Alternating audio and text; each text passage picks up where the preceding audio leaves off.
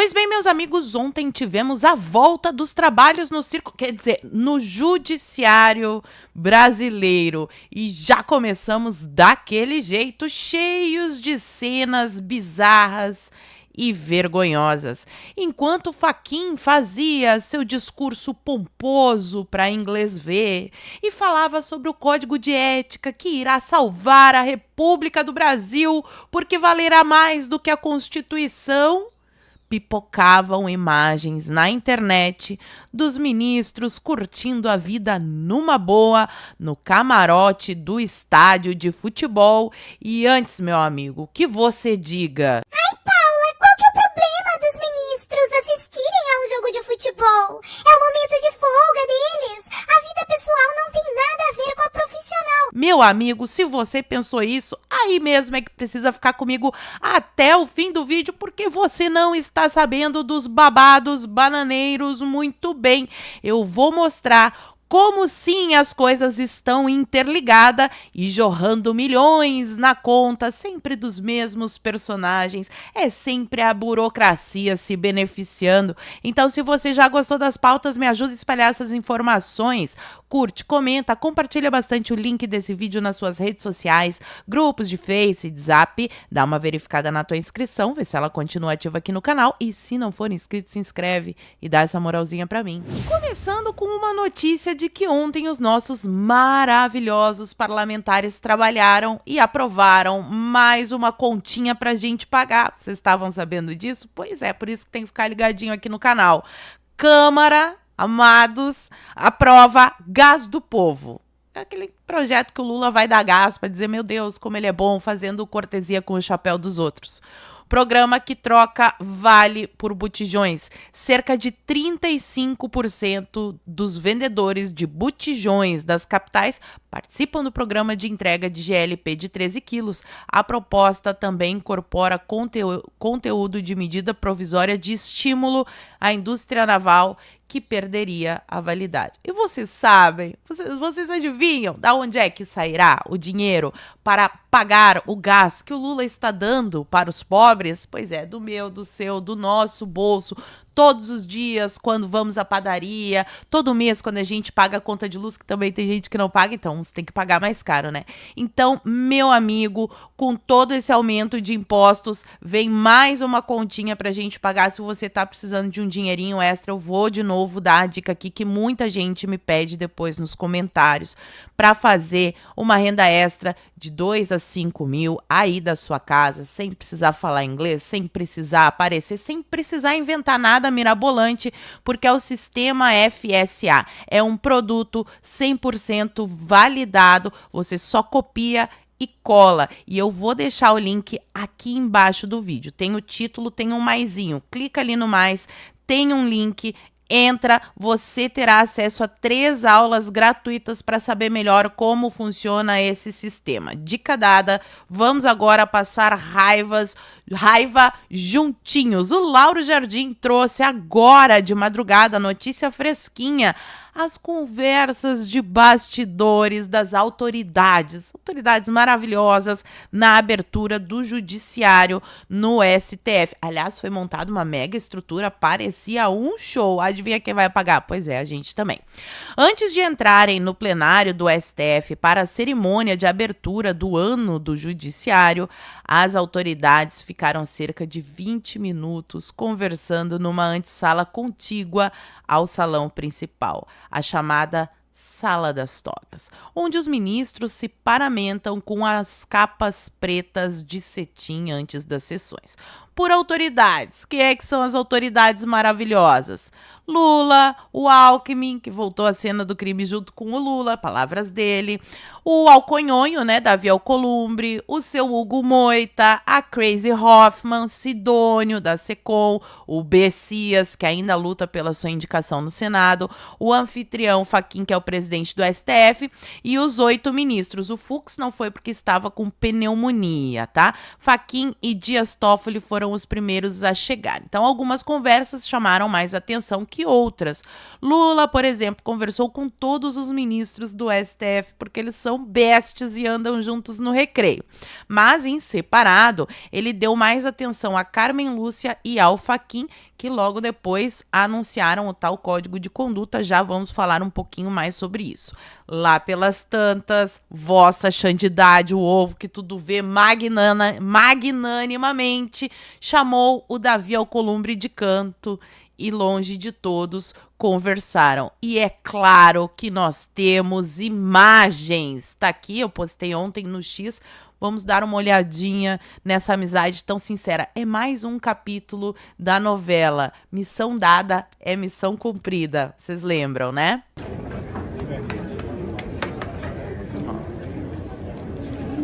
Que bonitinho.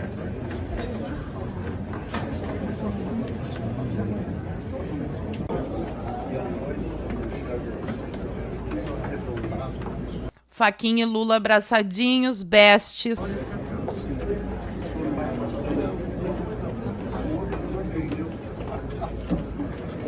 Olha ali o Xande, a Vivi.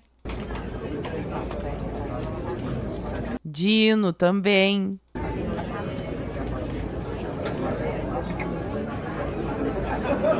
Ah, que engraçado. Rindo da cara do povo, deve ser, né? Vivi o contrato de 129 milhões do Master. Ela tem 129 milhões de motivos para rir, verdade.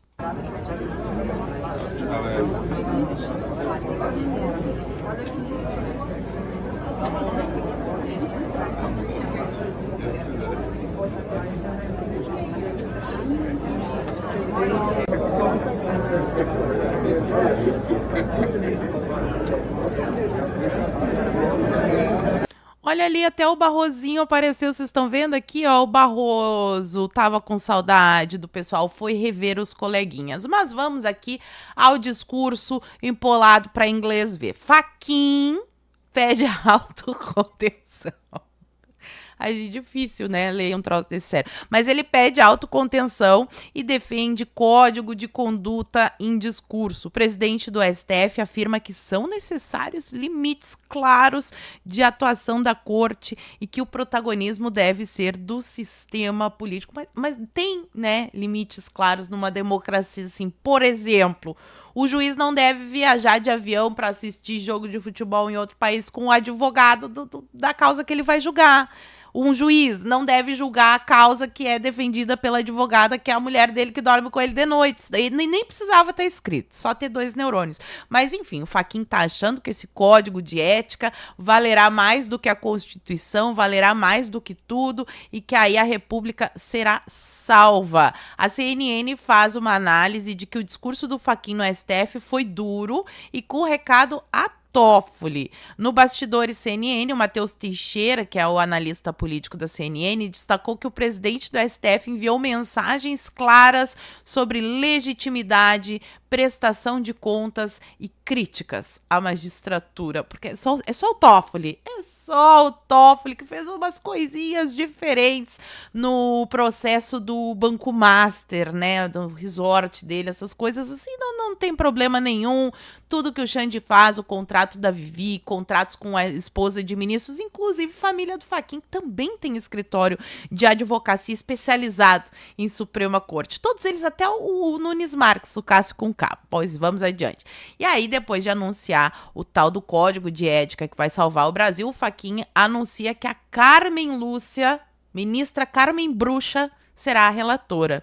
O presidente do STF apontou como eixo central do documento a promoção do debate institucional sobre integridade e transparência. Tudo que o STF não tem, né? Principalmente transparência. Todos os processos são sigilosos, os pedidos de informação são negados sempre com umas desculpas esdrúxulas. Agora, a ministra Carmen Bruxa, que defendeu, que votou pela censura, vocês lembram na eleição? Olha, isso é censura, mas é inconstitucional, mas eu vou botar só um pouquinho aqui. Essa é a pessoa que irá relatar o projeto de ética que salvará o Brasil. Estou super empolgada. Mas a Carmen Brucha, ela não é só ministra do STF. Tem um puxadinho, que é o TSE. Esse ano, vocês sabem, é ano de eleição. E, por enquanto, a presidente é ela. Depois virá o Cássio com K, né? O Nunes Marques. O alerta de Carmen Lúcia aos colegas do STF na retomada dos trabalhos do Judiciário. Vamos ver esta pérola. Vamos lá, Carmen Lúcia. Qual que é o alerta? Ministra do STF defendeu transparência na magistratura após ter sido definida como relatora da proposta do Código de Conduta para o Tribunal. Transparência. Tá bom, ministra, não vai mais poder ter processo sigiloso? Os investigados, acusados, processados, o pessoal que está sendo perseguido pelo STF, vai poder ter acesso aos autos completos, assim? Vai acabar com esse negócio de Gilmar Palusa, que, aliás, já está confirmada a edição agora de 2026, né? Esses eventos patrocinados por empresas que têm causas no STF, isso daí vai parar? Não vai, né? Não vai, Carmen, sejamos honestas. E ela ainda tem essa outra matéria aqui, ó, ela pedindo que os partidos atuem no ambiente da legalidade. O que seria o ambiente da legalidade, dona ministra? É não falar que o Lula é parceiro de ditadores, como Maduro, ditador da Nicarágua. Não pode falar isso, que é fake news? Ai, ai, ai, vamos ver, as eleições de 2026 prometem. O Lula também quis ter o seu momento de brilho e usou o evento como palanque. Olha que nem sou eu que estou dizendo isso, é a Roseanne Kennedy, lá, a Rosana, é Rosana, né? Kennedy, do Estadão. Acho que tá escrito errado aqui o nome, mas enfim. Lula usa STF como palanque, ignora a teia da crise do Master, porque não tem nada a ver com ele, tem nada a ver com os petistas, e faz congresso de trampolim eleitoral, com a aprovação do Vale Gás de graça, né? O presidente aproveitou holofotes no Supremo para falar de pauta velha. Falou do golpe. Ai, que o STF salvou a democracia, o golpe, aquela história toda que a gente já não aguenta mais ouvir. E aí diz que isso engaja a esquerda e lê um balanço gigante de propaganda do governo na mensagem ao legislativo. E ele ainda soltou essa daqui que eu achei muito boa, ó. Lula diz no STF que magnatas do crime serão punidos.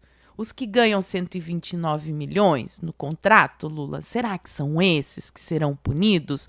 Porque a história do Banco Master, ó, saiu hoje, agora, mais uma. E porque aqui, quando ele fala do magnatas, ó, o petista ligou a defesa da democracia ao combate ao crime organizado, disse no STF que o Estado vai punir os financiadores da Carbono Oculto. Carbono Oculto. Aí sai hoje, ó, Carbono Oculto e Vorcaro. De novo, o Vorcaro, cada dia um novo escândalo. A operação do cunhado de Vorcaro com o investigado da Carbono Oculto. Com um capital de 690 milhões, o fundo do Fabiano Zettel investe em operação gerenciada pelo pivô da Carbono Oculto. Inclusive, o seu Vorcaro, tá aqui alguns dias atrás, dia 10 de janeiro, ele estava pedindo para que a operação Carbono Oculto subisse para o STF, fosse parar nas mãos do Toffoli.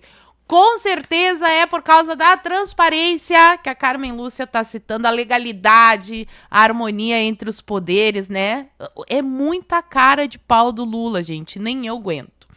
E enquanto tudo isso rolava lá no Olimpo, começa a pipocar imagens, senhores, dos ministros curtindo joguinho de futebol. Eles adoram, né? Então tá aqui a notícia no Metrópolis, ó, ministros do STF vão à final da Supercopa entre Flamengo e Corinthians.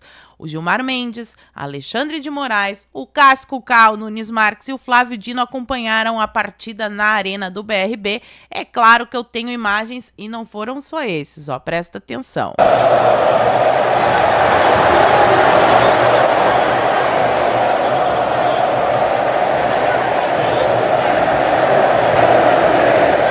Eles têm que ir no camarote mesmo, porque no meio do povão, eu acho que o povão não ia curtir muito. E tem que botar o bonezinho pra disfarçar. Sempre com o bonezinho Xande, né? Olha só, se não é o senador saltitante.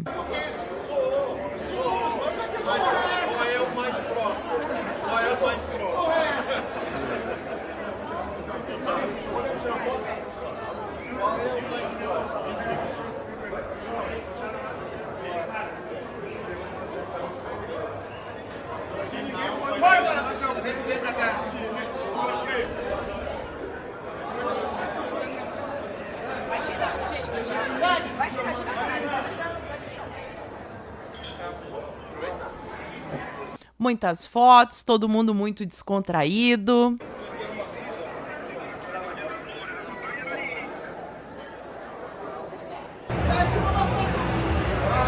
Olha aí, se não é ele, Gilmar. Seu Gilmar, não botou a camiseta do time, seu Gilmar? Vamos lá, olha que bonitinho.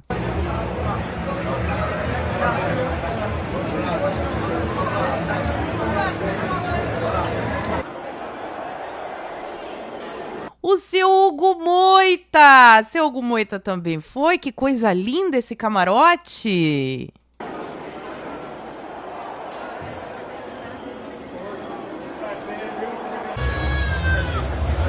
O Cássio Cucá, o ministro mudinho do Bolsonaro.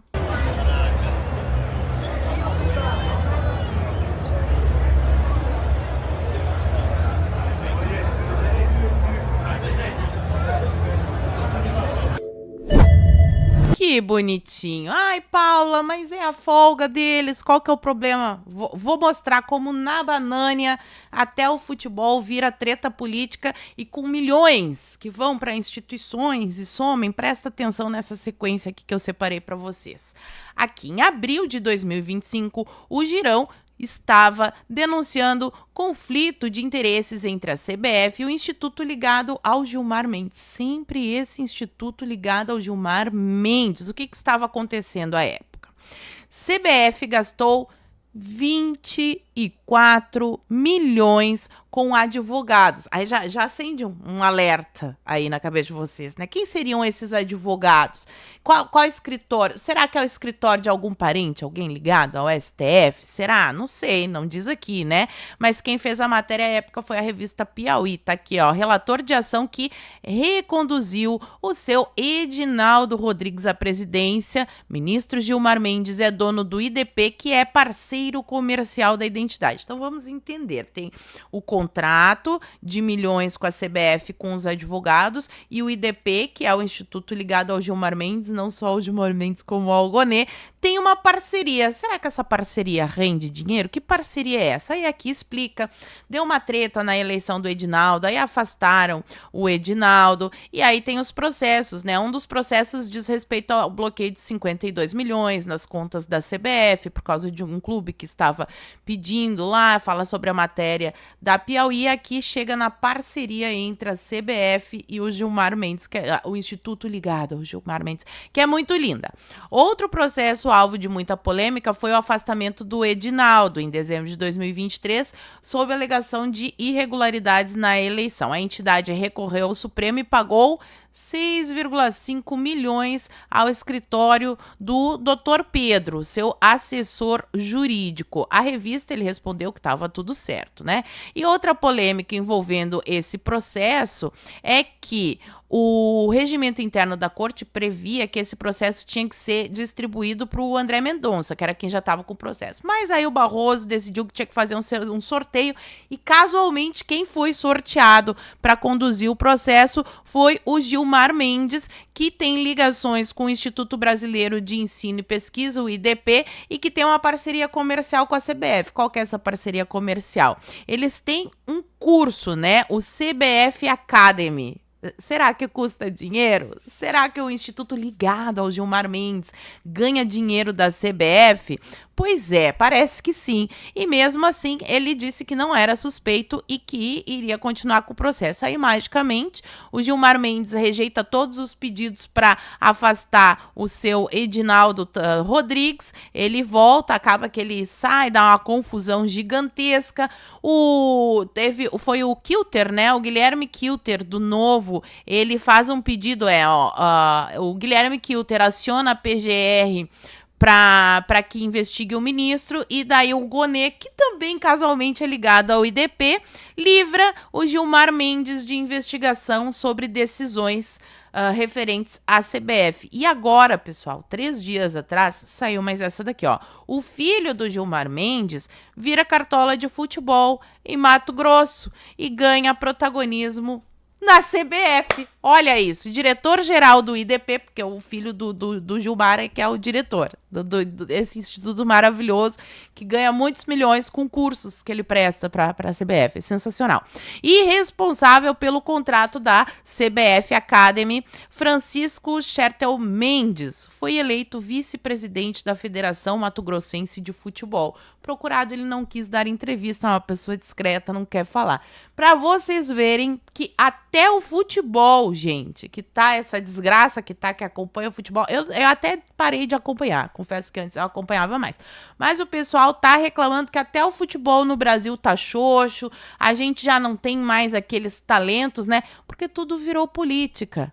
Tudo virou política, tá tudo na mão da burocracia. Então, enquanto Fachin discursa, aparecem aí as autoridades da Banânia confraternizando no camarote. Será que eles levaram segurança? Será que esses seguranças custaram dinheiro para os cofres públicos? O que vocês acham? Fala pra mim aqui nos comentários que eu quero saber. E por enquanto eu vou ficando por aqui. Muito obrigada por terem assistido ao vídeo até o fim. Fiquem todos com Deus, um beijo e até a próxima. Fui!